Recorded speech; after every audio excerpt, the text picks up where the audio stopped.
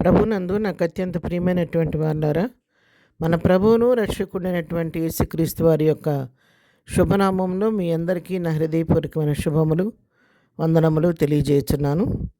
ఉదయకాల సమయంలో దేవుని వాక్యాన్ని ధ్యానం చేసుకుందాము. ఈరోజు వాక్య ధ్యానము కొరకు మనం తీసుకున్నటువంటి లేఖన భాగము తెస్సలోనికైలకు రాసిన మొదటి పత్రిక 5వ అధ్యాయము 16వ వచనం చదువుకుందాం. ప్రతి విషయమునందును కృతజ్ఞతాస్తుతులు చెల్లించుడి, ఇలాగు చేయుట యేసు క్రీస్తునందు మీ విషయములో దేవుని చిత్తము. ఆమెన్. పిల్లారా, ఇక్కడ ఈ వాక్య భాగాన్ని మనం గమనించినట్లయితే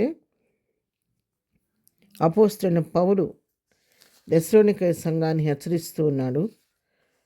ప్రతి విషయమునందును కృతజ్ఞతాస్తుతులు చెల్లించండి. దేవుడు చేసినటువంటి ప్రతి మేలు విషయంలో ప్రభు కృతజ్ఞత కలిగి ఉండండి.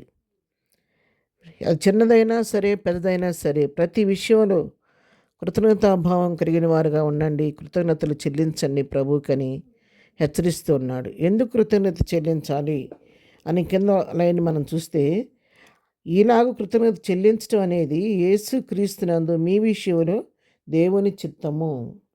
ప్రభువునందు అది దేవుని చిత్తం కాబట్టి అలాగ మనం కృతజ్ఞత కలిగి ఉండటం, కృతజ్ఞతా భావంతో ఉండి ఉండటం, ప్రతి చిన్న విషయానికి కృతజ్ఞత చెల్లించడం అనేది దేవుని చిత్తం కాబట్టి ఆ విధంగా మీరు అలాగూ చేయండి అని చెప్పని తెస్సలోనిక సంఘాన్ని హెచ్చరించాడు పౌలు.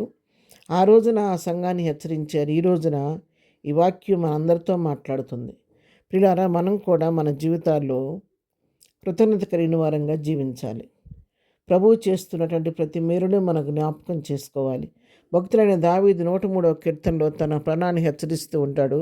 నా ప్రాణమా యెహోవాను సన్నుతించుము, నా అంతరంగం ఉన్న సమస్తమా ఆయన పరిశుద్ధ నామమును సన్నుతించుము. నా ప్రాణమా యెహోవాను సన్నుతించుము, ఆయన చేసిన ఉపకారంలో దేనిని మరువద్దని తన ప్రాణాన్ని దావీదు హెచ్చరించుకున్నట్టుగా మనము కూడా ప్రభు చేసిన మేళ్లను, ఉపకారాలను ఎప్పుడూ కూడా మర్చిపోకుండా చేసిన మేలుకు కృతజ్ఞత చెల్లించే వారంగా ఉంటే ప్రభు అనుకుంటాడంటే, నా కుమార్తె, నా కుమారుడు ఇంత చిన్న విషయంలో ఇంతగా కృతజ్ఞత కలిగి నా విషయం నా సన్నిధిలో కృతజ్ఞతలు చెల్లిస్తుంది కాబట్టి ఇంకా అధికమైన మేలు నా కుమార్తెకి చేయాలి, అధికమైన ఆశీర్వాదాలతో నా బిడ్డలు నింపాలి అని ప్రభు మన విషయంలో సంతోషంగా కార్యాలు చేయటానికి ఎదురు చూస్తూ ఉంటాడంట. ప్రభు దగ్గర నుంచి పొందుకోవడానికి ఇది ఒక సూత్రం ప్రియులారా. కాబట్టి పొందుకున్న దాని గురించి మరి మరొక కృతజ్ఞత చెల్లిస్తూ ఉంటే అధికమైన మేలు మన జీవితంలో పొందుకోగలుగుతాం.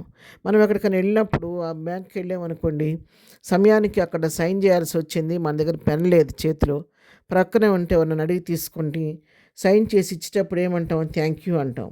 ఎందుకు? వాళ్ళ టయానికి మనకి పెన్ ఇచ్చి సహాయం చేశారు కాబట్టి.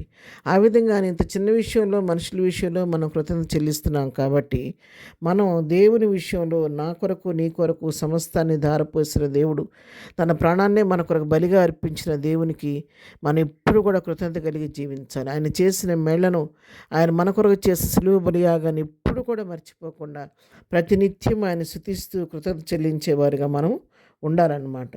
ఒకవేళ కనుక చేసిన మేలుకి ఎవరైనా కానీ కృతజ్ఞత చెల్లించుకోకుండా ₹1000 సమయానికి అప్పిస్తే తీసుకొని ఆ అప్పు తీరిపోయిన తర్వాత ముఖం చాటేసి తిరుగుతున్నారు అనుకోండి, వాళ్ళు ఏమంటారో తెలుసా? అయ్యో, ఆపదలో ఉంటే నేను అప్పుడప్పుడు ఇట్లా డబ్బులు ఇచ్చాను, సహాయం చేశాను, కానీ చేసిన మేలు మర్చిపోయి తిరుగుతున్నాడు, ఇతడు కృతజ్ఞుడు అంటారు. అంటే వాళ్ళని కృతజ్ఞత లేనివారు అని అంటారు. మన జీవితాలు మనం ఒకసారి పరీక్షించుకుందాం.